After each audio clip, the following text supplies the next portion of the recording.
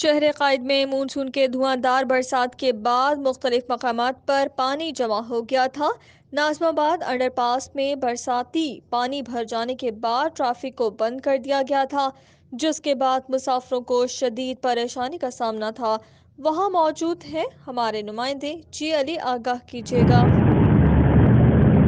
بالکل، دیکھیں ہم اس وقت موجود ہیں ناظم آباد انڈر پاس پہ، جہاں پہ جو ہے وہ گزشتہ روز بارش کے بعد سے جو ہے وہ پانی بھر گیا تھا، جس کو انتظامیہ نے بند کر دیا تھا۔ کل دوپہر سے جو ہے وہ یہاں پہ مشینری لگا کے جو ہے وہ پانی کو جو ہے وہ نکاس کا کام کیا گیا، اور آج صبح جو ہے وہ یہ کلیئر کیا گیا ہے۔ اب یہ ٹریفک کے آمد و رفت کے لیے بہتر جو ہے، لیکن یہاں پہ اس بارش کے بعد سے جو ہے وہ جو پانی آیا تو کئی گڑھے پڑ گئے روڈ کے اوپر، جس کے باعث جو ہے وہ ٹریفک کی روانی کافی متاثر ہوتی ہے۔ میرے کیمرہ مین اگر میرے پس منظر میں اگر دکھائیں تو اس وقت جو ہے وہ یہ گڑھے واضح نظر آ رہے ہیں، جس سے موٹر سائیکل والے اور مختلف گاڑی والے جو گزر رہے ہیں ان کو شدید پریشانی کا سامنا رہتا ہے۔ پانی ابھی بھی جو ہے وہ انڈر پاس کے اندر موجود ہے، لیکن